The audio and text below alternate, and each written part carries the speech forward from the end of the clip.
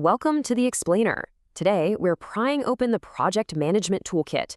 We're going to give you the essential tools you need to turn any chaotic project into a streamlined success. Oh, you've been there. We've all been there. A simple project, maybe at work, maybe even just painting a room at home, and suddenly it just spirals into a total mess of missed deadlines, blown budgets, and just utter confusion. It's a special kind of headache, isn't it? Well, what if there was a toolkit specifically designed to tame that chaos?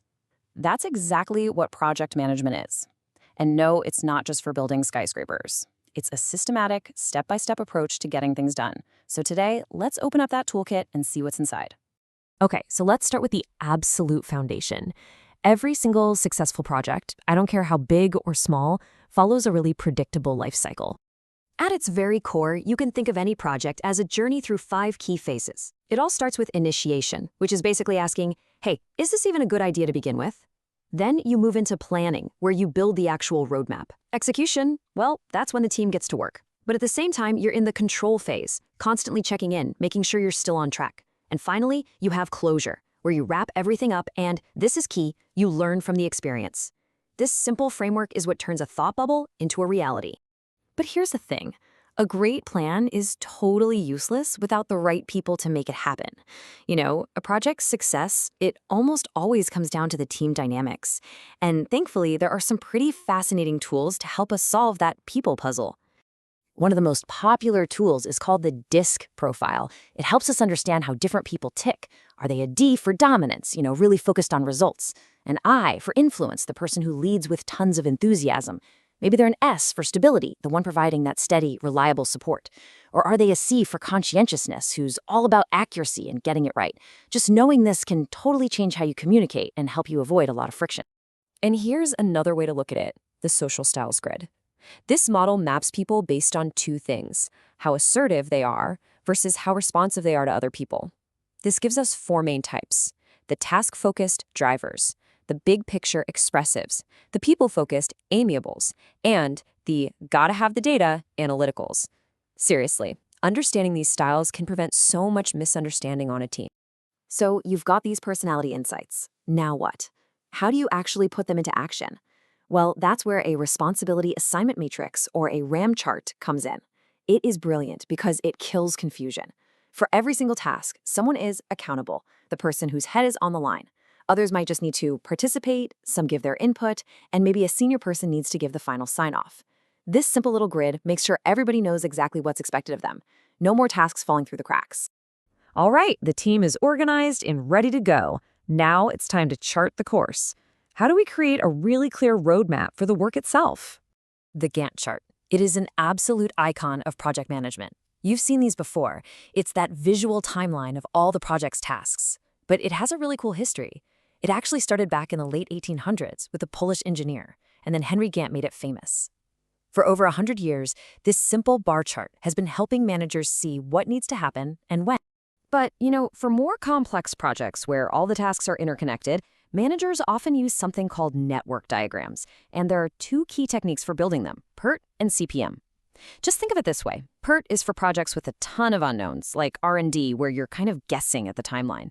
CPM is for projects where the tasks are predictable, like construction, where you know exactly how long things should take.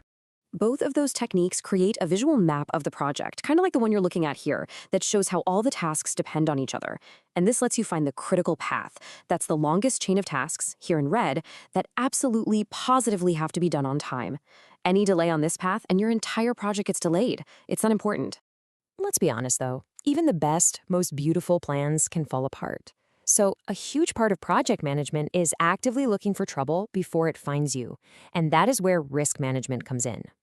The whole process kicks off by just trying to identify everything that could possibly go wrong. You get the team in a room and brainstorm. You look at what went wrong on similar projects before, and you start to categorize all the potential threats. And you know what? Sometimes you just gotta trust your gut on those crazy what-if scenarios. Okay, so once you have this huge list of potential disasters, you can't tackle them all at once. You have to prioritize, and a risk assessment matrix is the perfect tool for that. You plot each risk based on how likely it is to happen versus how bad it'll be if it does. This makes it crystal clear which threats are just minor annoyances and which ones could completely derail your project. It helps the team focus their energy where it really, truly matters. So, you've planned the work, you've planned for problems, but once things are moving, how do you know if you're really on track? To answer that, we use a really powerful technique called earned value management. Earned value management boils down to 3 key numbers. First up, you have planned value, or PV.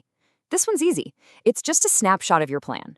It answers the question, as of today, how much money did we plan to have spent? Next is earned value, or EV. Now, this one is crucial. It's not about what you plan to do. It's the budgeted value of the work you've actually finished. It answers the question, based on our original plan, how much value have we actually generated so far? And finally, the last piece of the puzzle is actual cost, or AC. This one's the most straightforward. It's simply the total amount of money you have actually spent so far. It's the bill you've paid. And now, this is where the magic happens. By combining these 3 numbers, you get this incredibly powerful, at-a-glance health report for your project.